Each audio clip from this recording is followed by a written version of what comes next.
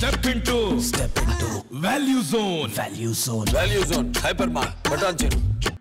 తాను మాట ఇస్తే ఆ మాట మీద తాను నిలబడ్డాడు అని, ఆ మాట కోసం తాను ఎందాకైనా పోయాడు అని, ఆ మాట నిలబెట్టుకున్నాడు అని కనీసం చెప్పుకునేందుకు ఇలాంటి ఆయన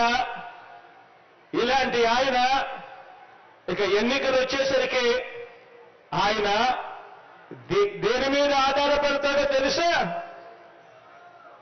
ఎన్నికలు వచ్చేసరికి తాను ఆధారపడేది పొత్తుల మీద, ఎత్తుల మీద, జిత్తుల మీద, కుయుక్తుల మీద తాను ఆధారపడతాడు. ఈ పెద్ద మనిషి మరో వ్యక్తి మీద కూడా ఆధారపడతాడు.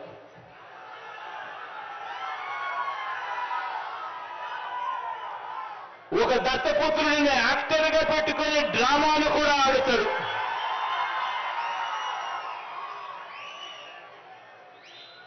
ఈ దత్తపుత్రుడు ఎవరు అనంటే, ఎలాంటి వాడు అనంటే, మొన్న తెలంగాణలో తాను పోటీ పెట్టాడు. తాను తెలంగాణలో అభ్యర్థులు నిలబెడుతూ పోటీ పెడుతూ తెలంగాణలో తాను అన్న మాటలు వింటే నాకు ఆశ్చర్యం అనిపించింది. ఆ పెద్ద మనిషి దత్తపుత్రుడు అక్కడ తెలంగాణలో తాను అంటాడు, తెలంగాణలో తాను పుట్టినందుకు తెగ బాధపడిపోతున్నాను అని చెప్పి అంటాడు. తెలంగాణలో తాను పుట్టినందుకు తన దురదృష్టం అని చెప్పి కూడా అంటాడు. ఇలాంటి వ్యక్తి మొన్న తెలంగాణలో ఇలాంటి డైలాగులు కొట్టిన నాన్ లోకల్ ప్యాకేజ్ ఇస్తారు ఈ పెద్ద మనిషి చంద్రబాబు నాయుడు గారికి ఇంకొక పార్ట్నర్. ఈ పెద్ద మనిషి ఆంధ్ర పాలకులకు చుక్కలు చూపిస్తా అని చెప్పి తెలంగాణలో డైలాగులు కొడతాడు. ఆంధ్ర పాలకులకు ఈ పెద్ద మనిషి చుక్కలు చూపిస్తాను అని చెప్పి తెలంగాణలో డైలాగులు కొడతాడు. ఈ ప్యాకేజీ ఇస్తారు, ఈ మ్యారేజ్ ఇస్తారు.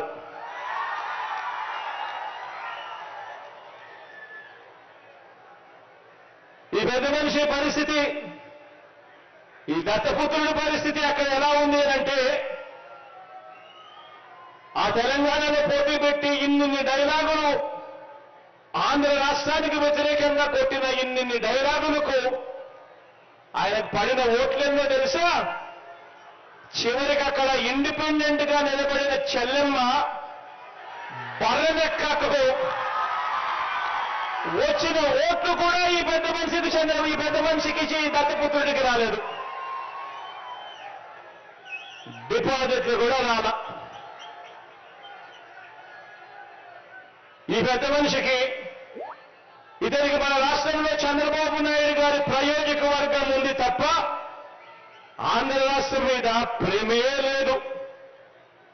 ఇక్కడ ఈ పెద్ద మనిషికి ఒక సొంత నియోజకవర్గం కూడా లేదు.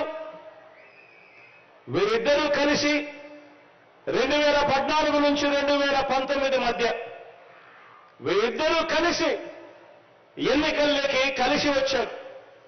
కలిసి వచ్చి 2014 నుంచి 2019 మధ్య ఈ ఉద్యానం ప్రాంతానికి మంచినీరు ఇవ్వటం ఎలా అని చెప్పి కనీసం ఆలోచనైనా చేశారా అంటే అది లేదు.